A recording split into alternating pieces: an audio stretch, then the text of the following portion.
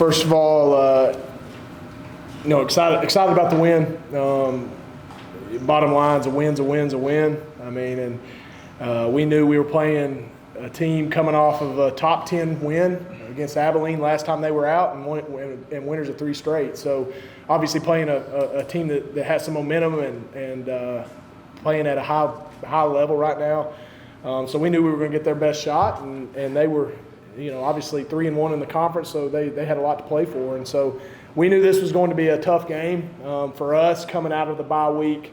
It's the same situation. You feel like you rested up, you got a little healthier and all those things, but you still lose routine. And so it was good to get back in a routine on a Saturday and a weekend and get this thing going with 4 weeks left in the season. So, but at this point, it's about holding serve. I mean, look, we've done enough to this point in the season where we're going into November that what we've allowed ourselves to be is in a really good situation nationally, a really good situation within the United Athletic Conference.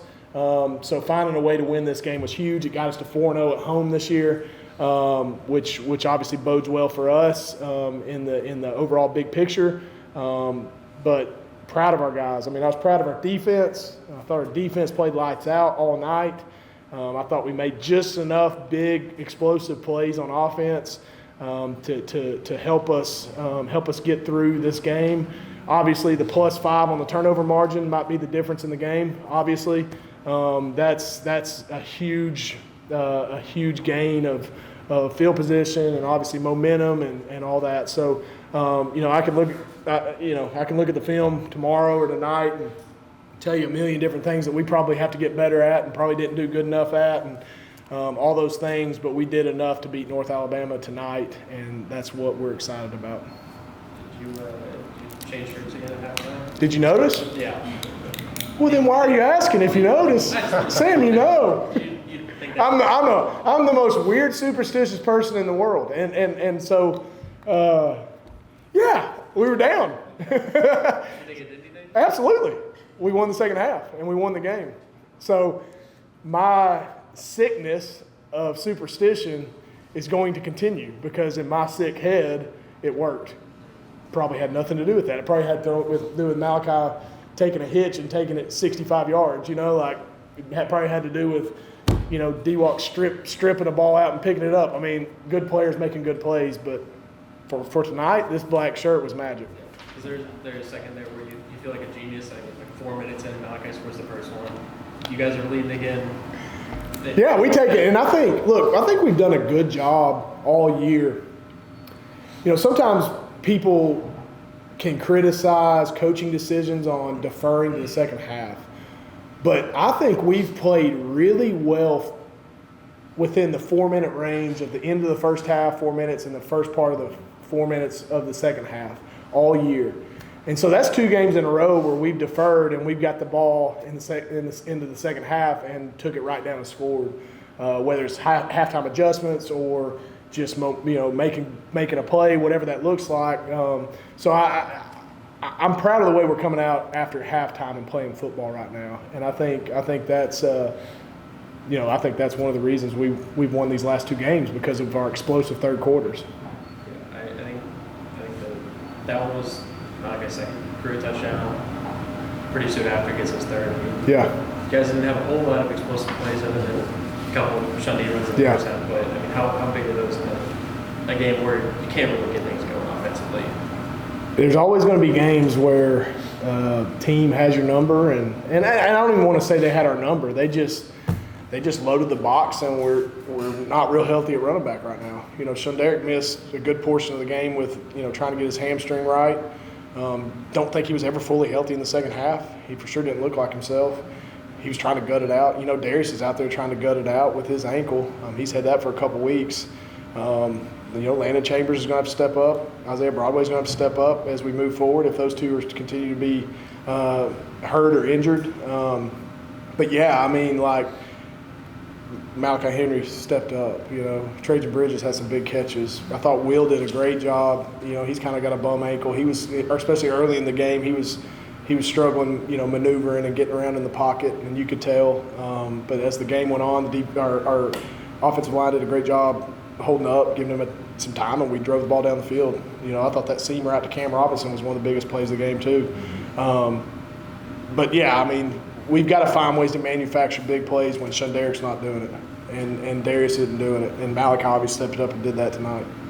Can you even kind of talk through that second one? It seemed like almost the exact same play as your touchdown at UAB, just other sideline. I mean, how much of that is, I guess, practice reps and just feel where a guy's coming from behind you and going the right way to make it into the ball right? Will talks to us all the time about coming back to the ball. I mean, that's kind of like receiver one-on-one. You want to beat the DB to the ball, so I feel like, especially on those hitches where it is really quick, so I just try to come back to it, try to make the defender miss, and that's what happened. But, I mean, from the drive before, we have been seeing, I mean, they're going to give us hitches.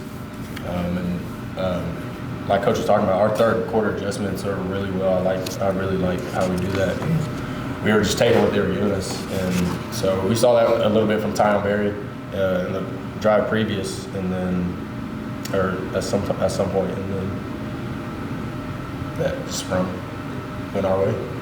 I like that what you've seen Malachi do is on the first touchdown you saw his adjustment and the way he adjusted the football. A good throw and catch. But then he's done that, 2 or 3 times this year where you can throw him a quick hitch and he takes it. I mean, he's got the speed to go take it to the distance for a touchdown. I mean, that's a weapon, and we got to use it more. I thought Will did a good job, especially as we start throwing those quicker routes, just taking what the defense gives us and letting the playmaker. I thought Tyon Berry, again, like he said, had some couple big catches. Cam Robinson had a couple big catches in there. We've got to keep doing that because that's going to help our run game out. It also helps our offensive line out, gets the ball out of Will's hands quickly. But you know, that was a big moment. That was a huge moment. That was the moment where you probably felt like you could breathe a little bit there in the fourth quarter when he was able to score that off that big run. Obviously, the announcer is David's got a few more records, I'm sure, as Jason, but to get the tackles for the last one, can you kind of talk about it? I mean, how he had another huge night. I think he had 2 or 3 of them. And I know he was a part of forcing that last interception with how much pressure they got. There were 3 dudes on him. There were 3 blockers trying to block him. There's not anything I can say to this point to talk about how good David Walker is. He is invaluable. He's the best player in Division I FCS football, and I don't think it's close. Any position. And when he warrants when you watch film, and you maybe can see it with your blind eye, just fans and stuff, but like when you watch film and actually see the detail people put into blocking him, I mean, there's times where he's hit by 3 different jersey numbers, and he's still back there wreaking havoc on the quarterback. And so for him to earn that, that record, the TFL, and obviously the sack record's coming soon too, he so well deserved. He's done it in less than 2.5 seasons. I mean, that's unreal. That he's the all-time leading tackle for loss guy in UCA history. I mean, this is a storied program. I mean, some of the players that have came through here, I mean, NFL draft picks at his position. It's pretty unreal. So I can't talk about David enough. And man, he's just the best player in this league, and he's the best player in the country, in my opinion. And he knows he's going to get a lot of attention, and he takes it in stride. He doesn't ever gripe. He doesn't ever complain. He just plays his butt off, and it's fun to watch. I kind of follow up on what he said. We all talk about how good David is as a player, but what has he meant to this program as a leader as well? Man, I'll be honest with you. I haven't been around a whole lot of people that are as solid as he is at his age. Man, when you've got people in your program that just are consistent, that are always on point, very rarely in a bad mood, always a leader, all of the above. Speaking of him, come on, man. I'm sitting here having to talk about you. I mean, look, this like what he does on the field and all the records he has and is going to have speaks for itself. But it is the person he is, the person he is every day, It's fun to watch, and I've seen him grow. I mean, it's not everybody. David hasn't arrived, and he'll be the first to tell you that he's constantly working on himself. But gosh, it's fun to watch somebody that like him, and it's a student athlete that is a superstar, grow every day, and that's what he does. Am I right? I mean, you can speak from a player's perspective. He's always someone, we're looking at that's doing the right thing in workouts, in the locker rooms. Yeah, he's one of those where it's like, you can look at David, he's not the problem. He's in any circumstance. And that speaks volumes for the teammates around him. David, how cool is that to hear these awards and these career milestones, and to at least still got sacks to go, but to be in the top one of those, like Coach mentioned. I mean, it's pretty cool to just be in the category with the top guys here that played at UCA for a long time, and to recognize as a legacy thing. We're doing this for a legacy, just to be remembered forever here at UCA, and just we got a lot to go. I love the records, I love chasing them, I love putting myself in that, but it's a team thing. If they do their job, I do my job. We got a long road ahead of us for sure. I feel like you got to talk about Hurdle at some point. Hey, he does have a running back background. Yeah, can you get things through that play from the snap to Yeah. I mean, the game, I was like, if they're gonna keep running away from me, I'm gonna just have to run down and chase them and try to get the ball out. So every time the other teammates got him held up, I ran in and tried to get the ball out, and I saw the ball on the ground, he didn't blow the whistle, so I was like, this is my time. So I picked it up, and I saw the first guy. I was like, oh, and I stiff armed him a little bit. I was like, man, this brings me back to Friday Night Lights. And then I saw 14. I was like, he's no way he's gonna try to tackle me high, right? And he jumped down. I was like, it was just slow motion. I was like, bro, this is crazy. And I jumped up, and I was like, hit the ground, and it was crazy. It brought me back to high school. It was fun. That was the best part. You want to know what I was screaming? Protect the ball! Protect the ball! Because he was fighting and scratching and clawing. I was like, don't. That was awesome. I wish he would have scored. Oh, he should have scored. If I would have scored, I wouldn't be up here. I would have kept running. Been down Dave Ward. I know he had 2 picks. You guys had some turnovers on top of that. But how much fun is it when you're part of the pass rush that's forcing, especially that last one where he's throwing up his back foot, to do all that, you turn around and you guys are the ones with the ball to seal a game like that? Yeah. I mean, I feel like we stress it a lot, because I feel like our corners get a bad rep for getting deep balls thrown on them. We tell TD TD, your time is coming. You're gonna reap what you sow, because he's a hard worker, man. Mm-hmm. And I'm glad that he got the chance to get 2. And just seeing that he was in the right coverage, he was just that's fundamental. So they rep it every day. They got great coaches around them, and I feel like it's finally showing all the hard work he's been doing. And I feel like that confidence right there is going to lead us really far. That second pick, David wouldn't tell you, but it was due to him and Bradley Clark being in the guy's lap, and the kid just obviously he threw it up and.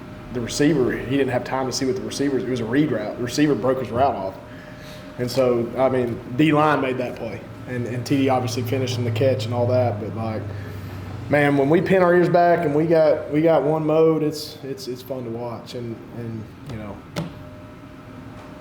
dude had an interception that got called back. That might have been one of the best interceptions I've ever seen in my life. That was an unbelievable play. One play before T-Bird dropped an interception, he had it right in his hands. I thought our defense was around the ball all night, made plays all night, just super fun to watch. And that was good. That was good, because all they've heard is, we've given up 500 yards the last 2 games, and all this stuff. And I know for a fact, Coach Stacks, our defensive staff, these guys that are in that locker room are a dominant defense. They are. And tonight was a dominant performance, and that's a good taste in our mouth now. Getting ready to go whoever's the next one, somewhere in Utah Tech. I've got one more. Yeah. Coach. So you got some big games coming up down the road, games that might decide conference. Oh yeah. So what's kind of the key to success down the road for you guys? I think there's a couple things. I think one, staying healthy. We're banged up. And that's fine. Everybody is in week 8 or 9, whatever we are. But we need to try to stay as healthy as possible. I think here's part of this, and I talked to our team about this, and I'm glad these guys are sitting here. I think it's about staying hungry. Because we've got the talent. There's nobody on our schedule in regular season from here on out the last 4 weeks that we cannot beat. Now I'm not saying we're going to beat them, but that we cannot beat.